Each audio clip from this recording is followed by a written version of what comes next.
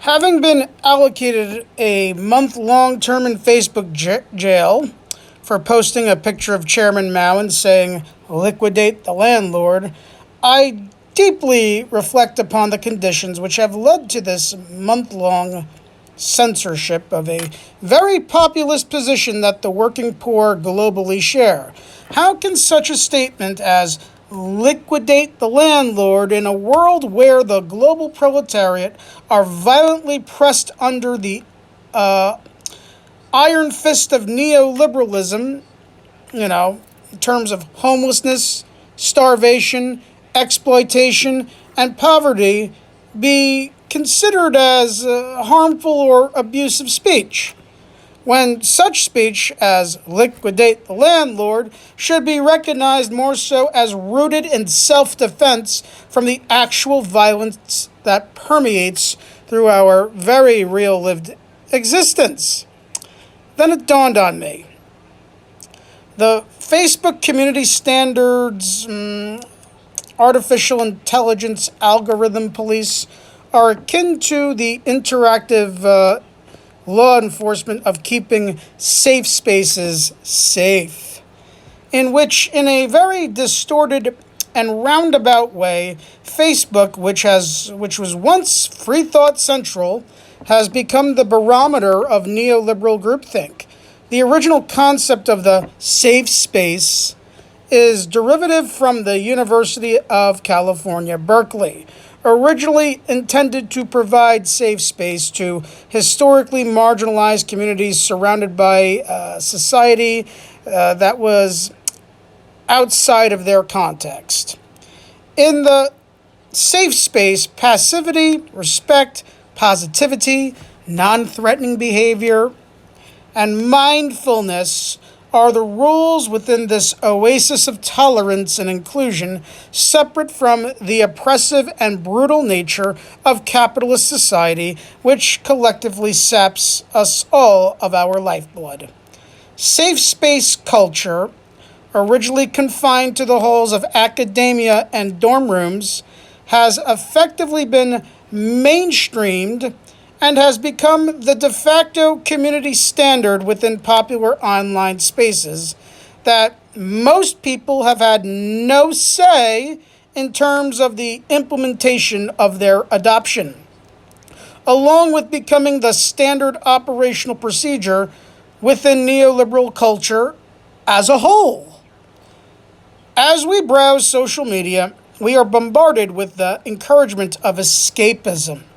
Smiling faces being tourists in exotic places, petty bourgeois aesthetics of the nuclear family and family friends, enjoying socially approved and structured activities, wining, dining, attending weddings, and taking part in other socially inoffensive activities of the sort. Athletic people posing selfies of themselves at the gym. Gotta be healthy for the machine to keep exploiting you, right? And this is also accompanied with a plethora of corporate ads, solicitations for multi-million-dollar charities for one to donate to make themselves feel as if they're making a difference. And they aren't. They're just contributing to the grift. And corporate news stories with sensational headlines to encourage base, not based, base, and dim-witted discussions of political partisan infighting. Meanwhile, as neoliberalism and climate fluctuations figuratively and literally scorch society to the ground. But don't complain about that. Don't bring that stuff up. Advertising agencies don't like that. They don't like pictures of Chairman Mao with the caption, "Liquidate the landlord." Instead, one is encouraged to seek therapy, to talk about their individualistic struggles, or even engage in the individualistic practice of intentional mindfulness by taking up yoga to develop their inner spiritual self in the midst of this capitalist chaos that we call our society. For a fee, of course.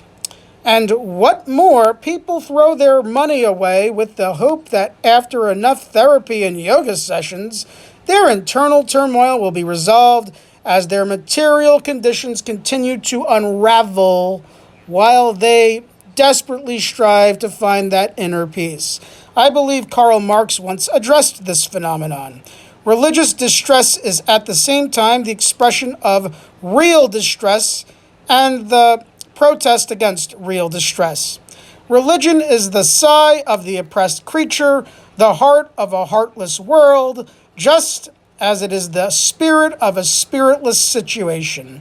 It is the opium of the people. The abolition of religion as the illusory happiness of the people is required for their real happiness.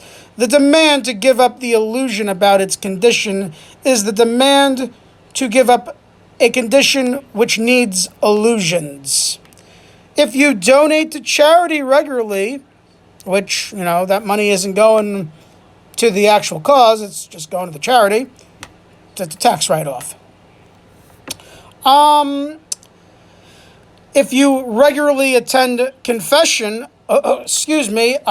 therapy, believe in the corporate mainstream news narrative, that exactly to the crossed T and dotted I, and prostrate yourself in downward dog to align your chakras in your sexually repressive quest to unleash your inner god or goddess, namaste, you will surely do your part in the faux collective effort to making the safe space even safer, while the landlord and the parasite continues to liquidate your capital into their coffers, and then tells you that you are being the model debt slave citizen that you are. Yay! And bubbling outside the facade of this prepackaged safe space culture of mindfulness, inclusion, tolerance, false opulence, and false sincerity is a crisis of, social nihilism. Does society encourage the masses to be organized in a collective struggle to improve their deteriorating conditions? No. Society tells them to, embrace less, accept less, lower their standards. And what more, society also encourages further balkanization, division, and alienation. On the, what I call the confused left, or as others call it, the synthetic left, you got folks who are all about weaponizing metaphysical and abstract philosophy in the name of tearing down social constructs, which they interpret to be everything. Engaging in disengagement with a hyper-focus on fighting what they perceive to be fascism, when the fascists are alienated traditionalist types who in their alienation desperately cling to gods, guns, xenophobia, and the flawed myth of American exceptionalism, not offensively, but as a defensive mechanism to defend themselves from capitalist intrusion, which they perceive to be as socialism, when in reality their beloved capitalism has adopted cultural liberalism as a marketing ploy, when they refuse to acknowledge this fact. And all of this is overlaid with a chaotic chorus of mass shootings, cancel culture, self-harm, substance abuse, suicides, home foreclosures, homelessness, and ever-expanding poverty, despite the lies from mainstream media that the market is doing just fine. Our society is very sick right now, and all the infinite amount of namaste, therapy sessions, mindfulness, or allowing the safe space to grow beyond its original parameters is going to solve none of these problems. To quote Chairman Mao, who is indirectly responsible for my Facebook ban, as for the people who are politically backwards, Reds should not slight or despise them, but should befriend them, unite with them, convince them, and encourage them to go forward. We have our work cut out for us, comrades, as neoliberalism has pushed society onto the brink of civil war amidst the climate catastrophe. If the masses are too busy fighting one another in a needless conflict waged between essentialism and metaphysics, they won't notice the parasite looting them and profiting from their blood. We are faced with the prospect of a civil war, and it is our duty as Reds to prevent this occurrence from happening. We must divorce ourselves from the American left and become part of the international left.